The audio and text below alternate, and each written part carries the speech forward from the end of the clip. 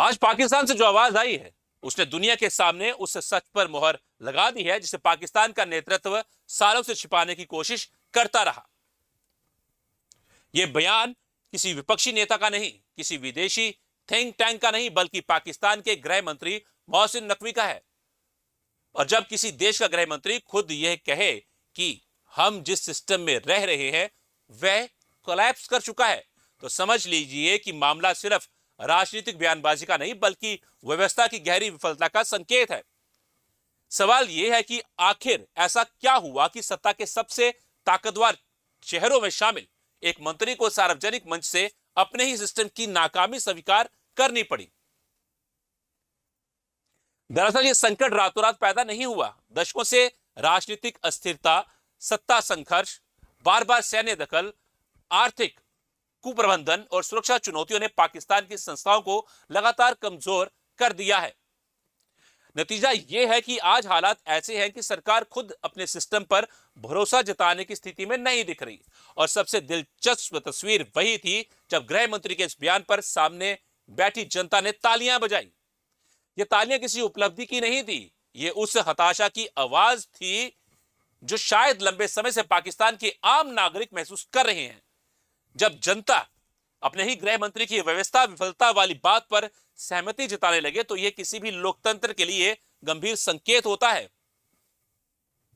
पाकिस्तान लंबे समय तक दुनिया को अपनी सैन्य ताकत, परमाणु क्षमता और रणनीतिक महत्व का संदेश देता रहा है, लेकिन किसी भी देश की असली ताकत सिर्फ हथियार नहीं होते। मजबूत अर्थव्यवस्था, भरोसेमंद संस्थाएं, कानून का शासन और जनता का विश्वास, यही किसी राष्ट्र की वास्तविक शक्ति होते हैं। अगर ये कमजोर पड़ जाएं तो बड़ी बड़ी घोषणाएं भी जमीन पर असर नहीं छोड़ती। आज पाकिस्तान की अर्थव्यवस्था लगातार दबाव में है। महंगाई, बेरोजगारी, कर्ज, राजनीतिक टकराव और आंतरिक सुरक्षा की चुनौतियां उसके सामने खड़ी हैं। ऐसे में गृह मंत्री का यह कहना कि अगर बड़े सुधार नहीं हुए तो 10 साल बाद भी हालत ऐसे ही रहेंगे, भविष्य को लेकर एक गंभीर चेतावनी माना जा सकता है। यह भी ध्यान देने वाली बात है कि किसी भी व्यवस्था का पतन केवल एक सरकार की वजह से नहीं होता। यह वर्षों की नीतियों, फैसलों और संस्थागत कमजोरियों का परिणाम होता है। सवाल यह है कि क्या पाकिस्तान अब उन समस्याओं की जड़ तक पहुंचने की राजनीतिक इच्छा शक्ति रखता है, या फिर हर बार की तरह दोष किसी और पर डालकर आगे बढ़ने की कोशिश करेगा।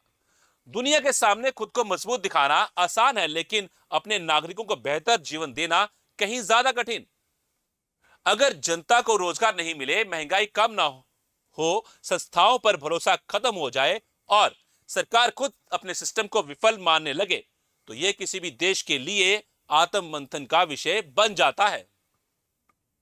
भारत के लिए भी इस घटनाक्रम का महत्व है। एक पड़ोसी देश की आंतरिक स्थिति का असर पूरे क्षेत्र पर पड़ सकता है। इसलिए भारत की नीति लगातार यही रही है कि राष्ट्रीय सुरक्षा सर्वोपरि रहे और सीमा पार से आने वाली किसी भी चुनौती के प्रति पूरी सतर्कता बरती जाए। अब सबसे बड़ा सवाल यही है, क्या पाकिस्तान इस स्वीकारोक्ति को सुधार की शुरुआत बनाएगा, या यह बयान भी बाकी राजनीतिक भाषणों की तरह समय के साथ भुला दिया जाएगा? क्या वहां की व्यवस्था वास्तव में बदलाव के लिए तैयार है, या फिर आने वाले वर्षों में भी वही समस्याएं, वही संकट और वही स्वीकारोक्तियां दोहराई जाएंगी?